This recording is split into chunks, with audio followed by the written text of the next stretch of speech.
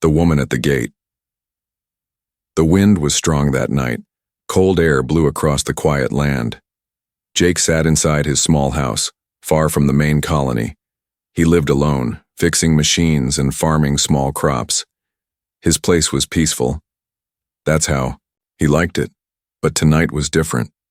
He heard something strange. A soft knock at the gate.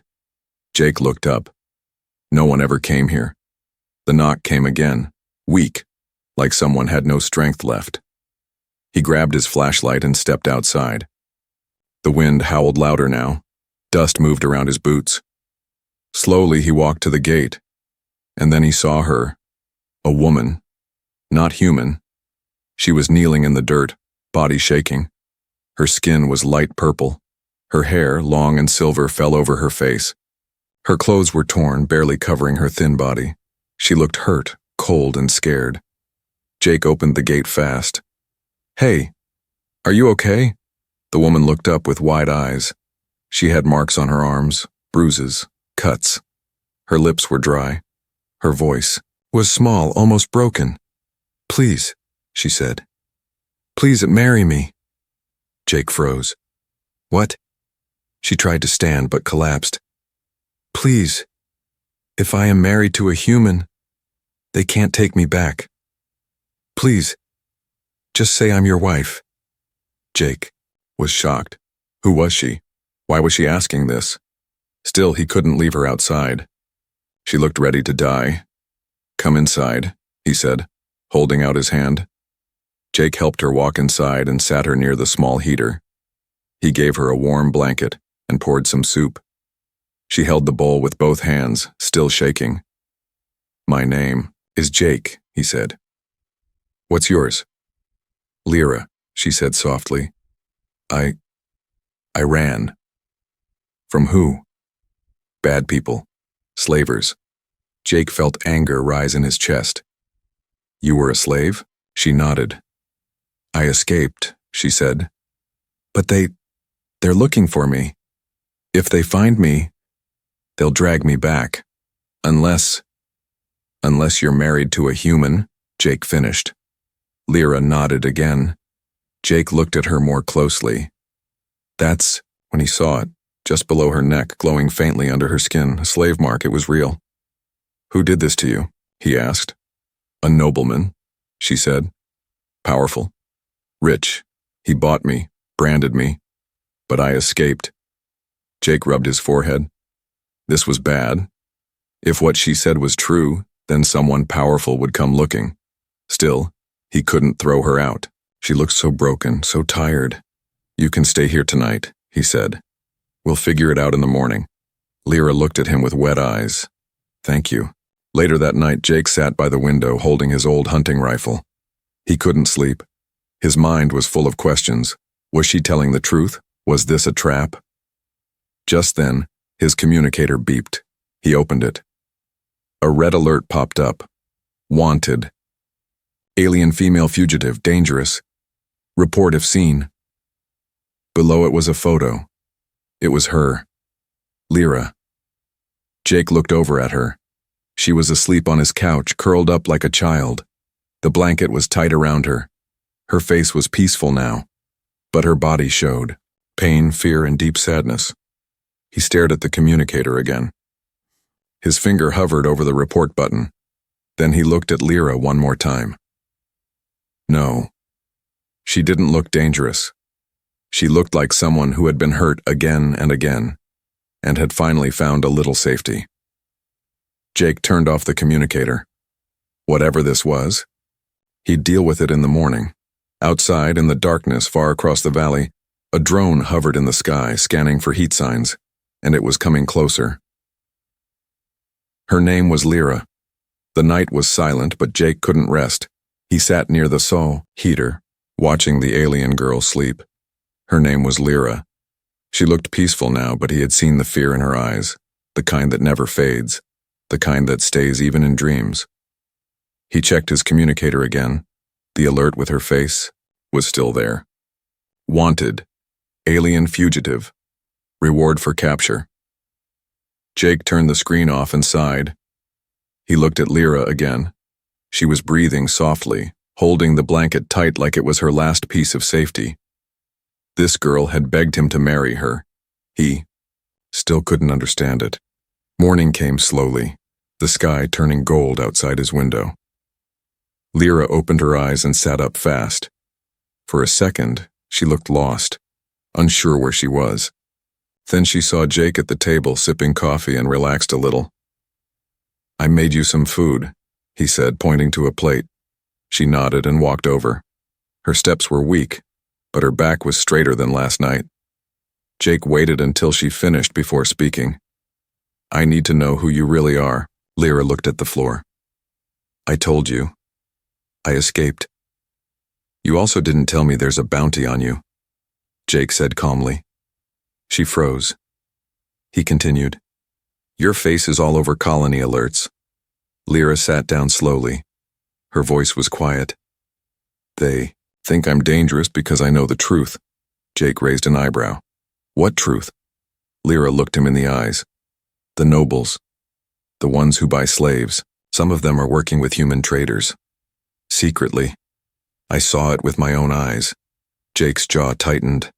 That was a big claim. If it were true, it could shake the entire human alliance.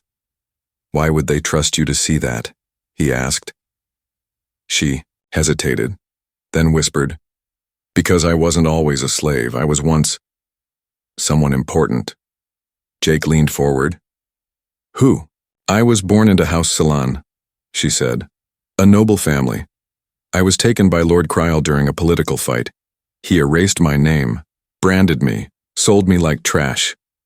Jake stared at her in shock. "You're saying you were royalty?" "I'm saying I was supposed to lead," she replied. "But they made sure no one would believe me." Suddenly, Jake's motion sensor beeped. He stood fast and looked at the screen.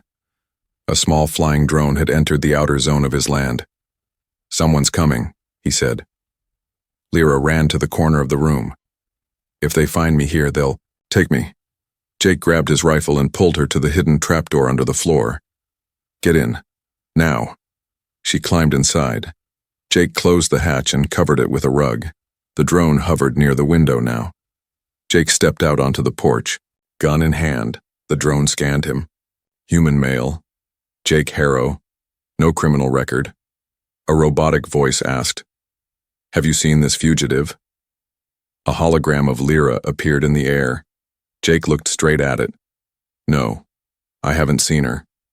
The drone paused, then slowly flew away.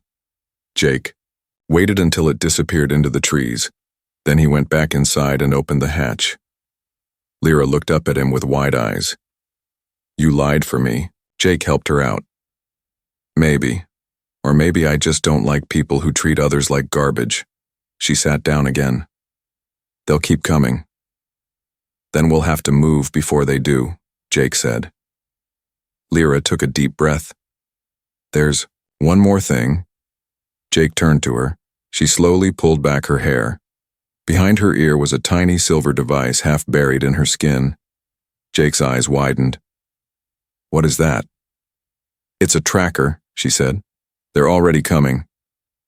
The lies and the truth. Jake stared at the tiny device behind Lyra's ear. It was small, like a grain of rice, but it glowed faintly beneath her skin. "A tracker. How long have they been tracking you?" he asked. "I don't know," Lyra whispered. "I didn't even feel it until now." Jake grabbed his tools. "We have to take it out. If we don't, they'll find this cabin in hours, maybe less." Lyra sat on the chair, trembling. "It's connected to my nerves. If it's cut the wrong way, I could go blind, or worse." Jake looked at her seriously. "Do you trust me?" She didn't speak for a moment. Then quietly, she nodded. "Yes." Jake worked fast but carefully.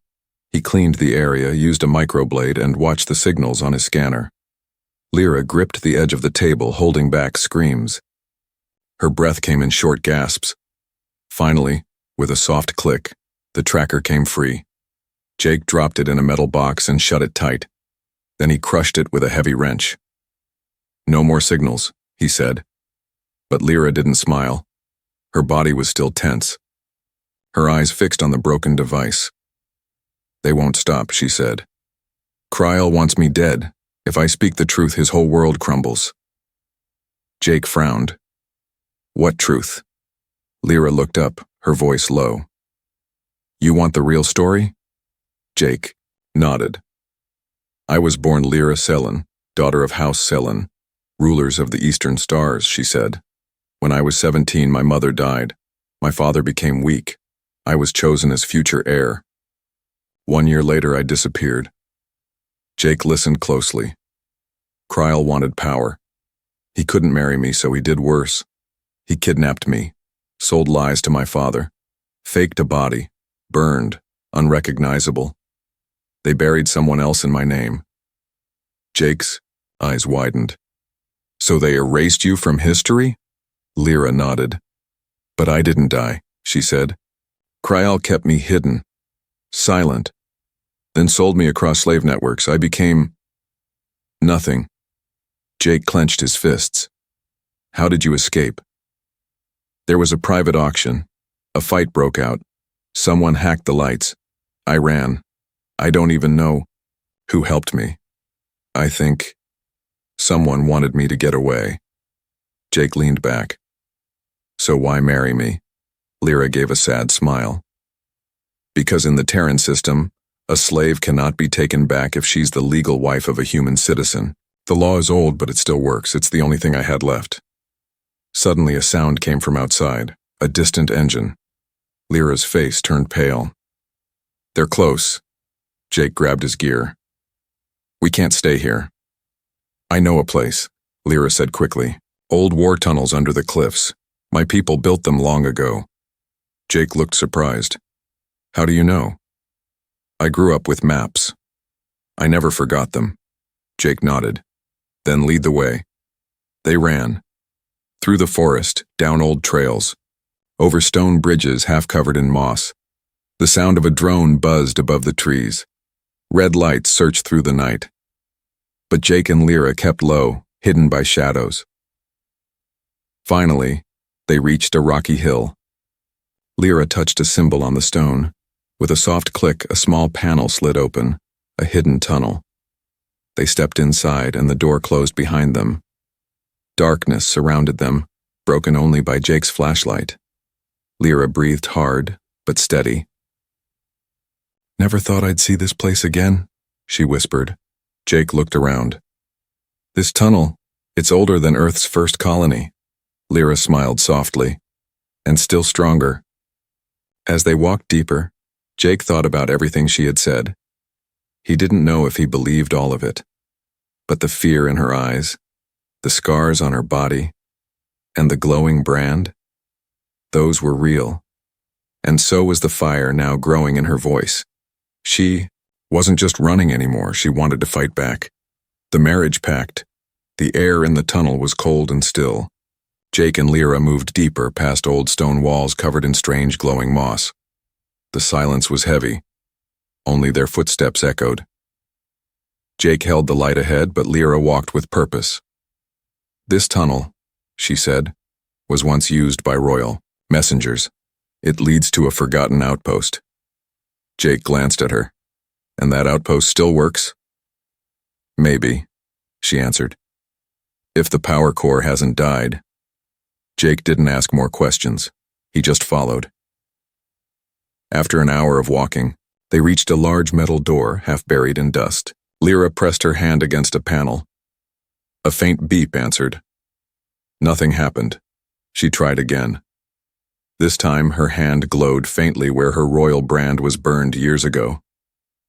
The door groaned and opened. Inside was an old command room, rusted, equipment, dead screens, a cracked glass map of the stars, but one console still blinked with light. Jake wiped the dust and powered it up. "I can send a signal from here," he said. "A broadcast to human systems. If they see you're married to me legally, they can't let Kryl take you again." Lyra stared at the screen.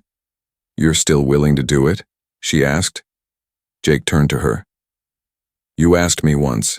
I didn't say yes that night. I didn't say no either." He took a deep breath. "But now I've seen the kind of enemies you face. You're not safe unless we do this. Lyra stepped forward, her eyes serious. This won't be for love. Jake nodded. Not yet, but it will be real. They stood in front of the console. Jake entered his identity code. Lyra placed her hand on the biometric scanner. Emergency union request initiated. Confirm marriage. Jake Harrow plus Lyra Sellen. Reason: protective citizenship request. Article 17B. Witnesses: none present. System override approved. Jake pressed yes. The system paused. Then a green light blinked. Union recorded. Marriage confirmed under Terran law. Lyra stared at the screen. It was done. Outside the tunnel, the jungle shook. Engines roared. Dust flew. Lord Kryle's private dropship landed near the cliff. A team of black-armored soldiers marched. Toward the entrance, they had tracked the tunnel entrance. Inside, Jake saw the alert. They're here. Lyra stood up. Then we finish this. She walked to a locked panel, opened it, and pulled out a long silver staff. It hummed with energy. Old technology, used only by noble guards. Jake loaded his rifle. We stand together now, he said. Lyra looked at him. Not as strangers, not as victims. Jake nodded. As husband and wife. When the soldiers broke through the tunnel entrance, they expected a scared girl and a lone human. What they got was different. They found a warrior with a glowing staff, and a human with nothing to lose. Lyra moved like lightning. She blocked stun bolts with her staff and knocked 2 guards into the wall. Jake fired clean shots, disabling their scanners. A voice shouted from behind the soldiers. Enough! Lord Krale stepped forward, tall, cold, smiling. You really went through with it, he said, staring at Lyra. You married a human rat? She raised her staff. I'd marry a rat before I kneel to you again. Kryle's eyes burned. That union means nothing. Jake tossed a transmitter toward him. It lit up and played the recorded marriage confirmation. Lyra Ceylon now holds protected human citizenship. Any forced capture will be considered an act of war. Kryal's smile faded. He raised his hand. Kill them both. But before the order could be carried out, a deep hum filled the tunnel. Outside, a human transport ship arrived. Officer Belen, Jake's old war friend, stepped out with a small team. Stand down, he shouted. This area is under Terran law now. We have the broadcast. If you fire, you're firing on Earth. Krale growled, but his hands dropped. He turned to Lyra. This isn't over. She walked up to him, close enough to whisper, It is for you. Hunted by shadows, crowned by fire. The jungle was quiet again, but the peace was a lie. Lyra and Jake had survived Lord Kryle's strike. Officer Balin's team forced him to retreat, for now. But everyone knew it wasn't the end. Kryle didn't lose. He waited. And now, he was angry.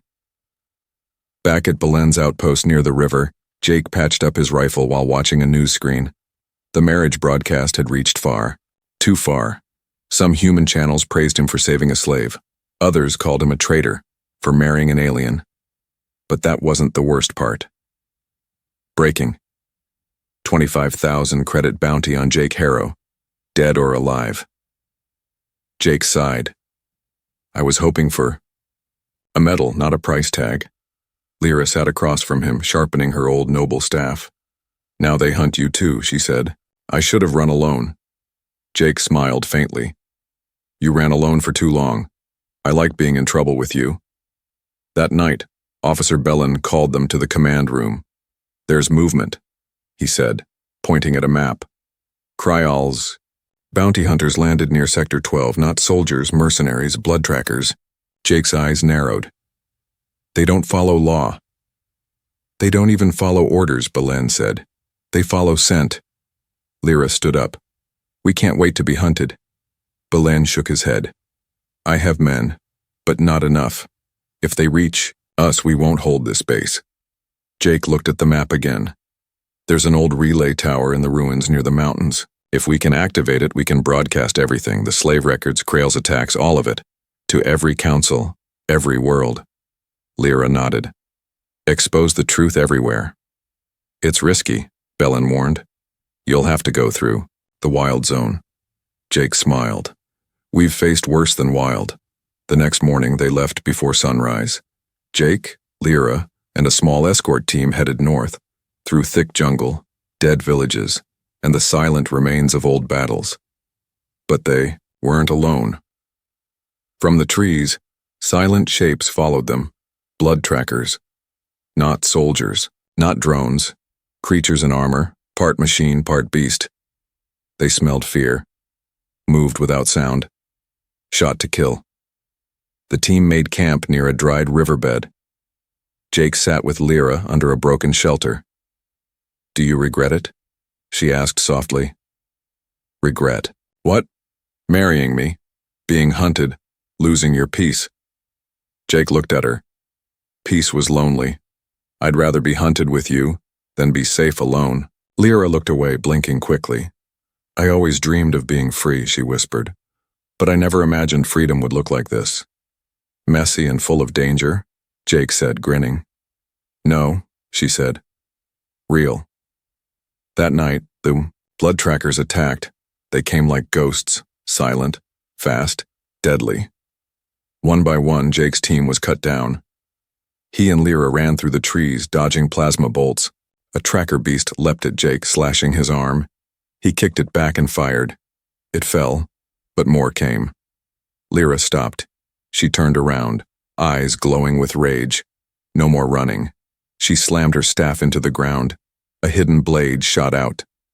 The next tracker came and she met it head-on. She fought like she was born for war. Jake covered her back. When it was over, 5 bodies lay in the dirt. 2 more had fled. Jake dropped to one knee, blood dripping from his arm. Lyra knelt beside him. You're hurt. I'll live, he said. Thanks to you.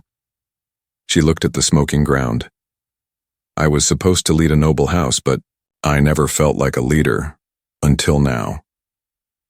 By dawn, they reached the ruins of the relay tower. It was old, broken, covered in vines. Jake climbed to the top while Lyra stood guard. He connected the data chip, the proof of the slave network, the marriage record, and the bounty. Then he hit transmit. A hum filled the air. Lights blinked. The truth flew through space, reaching colonies, capitals, councils, all of it. Lyra joined him at the top. Is it done? She asked. Jake nodded. There's no going back now. She took his hand. Good, she said. Then let them come. Let them see who I really am. Far across the stars, council chambers erupted in chaos. The name Lyra Celan was no longer forgotten. It was feared, and the poor alien woman who once begged for marriage had become something new. A fighter, a leader, a spark. The forgotten. Throne awaits her return. The message had gone out. Lyra Celan's name was no longer hidden, no longer whispered. It was now being spoken in halls of power, rebel camps, and noble houses. Some called her a liar. Some called her dangerous. But some, especially those once under her family's rule, began to hope again. And now, she was going home. Jake stood beside Lyra as the transport ship landed just outside the jungle city of Velarin, her ancestral capital. The city looked dead from above. Old stone towers half covered in vines, empty market roads, and above all, a massive palace at the center, once ruled by House Celan, now silent. This was yours? Jake asked. Lyra nodded. My mother gave speeches from that balcony. My father ruled from the high chamber. I learned to walk in those halls. Jake looked at her. And now? Now I take it back. As they stepped into the city, only silence greeted them. No crowds, no soldiers, no enemy. But Lyra could feel it, eyes watching from the shadows. People hiding, waiting, unsure if she was real. She walked calmly through the main gate of the palace, head high, shoulders back. Jake followed, scanning every corner. In the grand hall, the floor was cracked, the banners torn, the air full of dust. But on the throne someone was already sitting, a woman in golden armor, sharp eyes, silver tattoos, an elite enforcer. "So, the dead girl returns," she said, standing up. Jake raised his rifle. Lyra stepped forward. "Move," the woman laughed. "This seat doesn't belong to you anymore." "Then you sit in ashes," Lyra replied. "Because I've come to bring fire." Suddenly, footsteps echoed. More enforcers stepped from the sides. They circled Lyra, and Jake slowly. Jake clicked off his weapon's safety. "Lyra," he whispered, "we can fight." But Lyra didn't lift her staff. She looked straight at the woman on the throne and said, "I challenge you by blood right." Everyone froze. Ing was an old law rare sacred. A noble born of the ruling house could demand a one-on-one fight for leadership. No armies, no guns, no tricks, just honor. The golden-armored woman raised an eyebrow. "You remember that law?" Lyra's voice was cold. "I am that law." They cleared the room. 2 weapons were placed between them, a blade of light and a staff of energy. Lyra picked the staff, the enforcer picked the blade, and the fight began. Jake watched from the edge of the room. No one dared interfere. Lyra moved with speed and grace. The enforcer was stronger but slower. Blades clashed, sparks flew, stone cracked. Lyra took a cut across her arm, but didn't stop. She ducked, rolled, struck with the staff.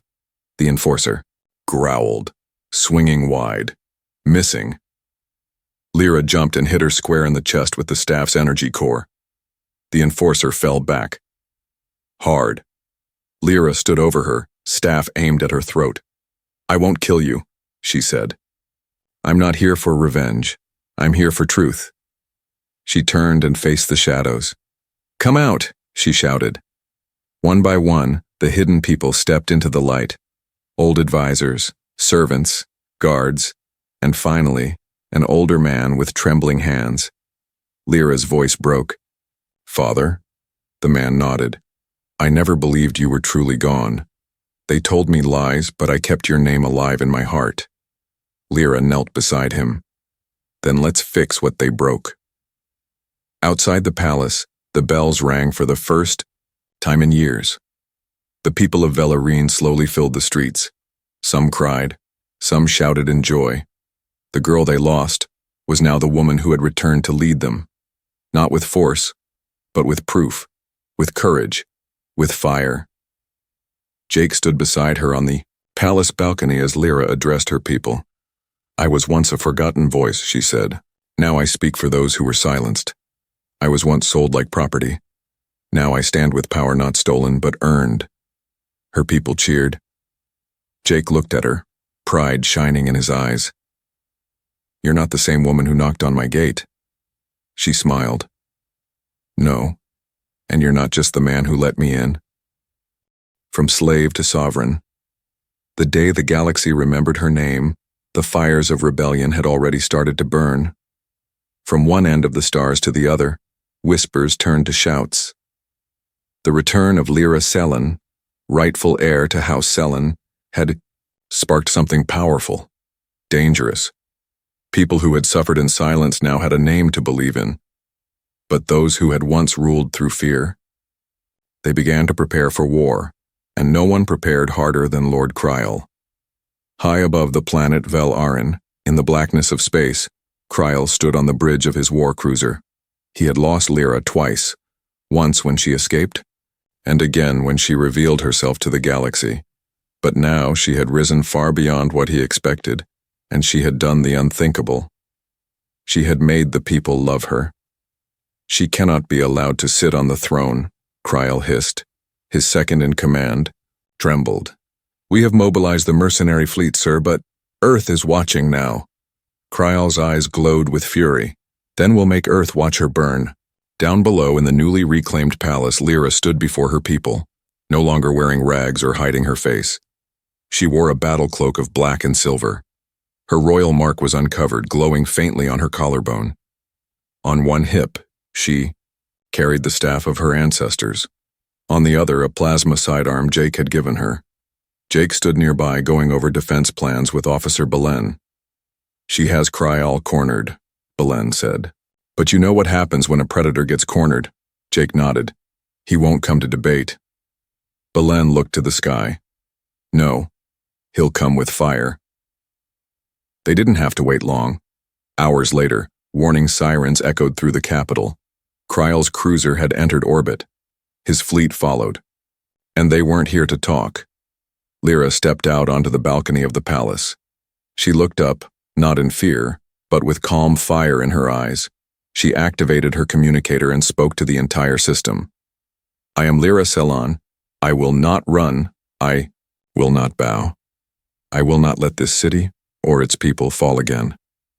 If Kryal dares come down, then let the galaxy witness the end of his rule. The battle began before sunset. Dropships rained from the sky, carrying black-armored elites and bounty hunters from across the sectors. But this time, Lyra had an army, former slaves, old soldiers loyal to her house, colonists who had found courage in her rise, and Jake's old human allies, mercenaries, engineers, pilots, stood side by side with aliens who once feared humans. They didn't fight for gold. They fought for freedom. Jake and Lyra moved together on the front lines. He covered her from a rooftop with a sniper rifle. She led ground teams through alleyways, striking Kryal's forces with speed and purpose. Lyra had once been chased like prey. Now she was the storm. In one battle, she disarmed an armored commander, slammed him to the ground, and looked him in the eye. You're not fighting for a king, she said. You're fighting for a ghost. But Kryal wasn't done.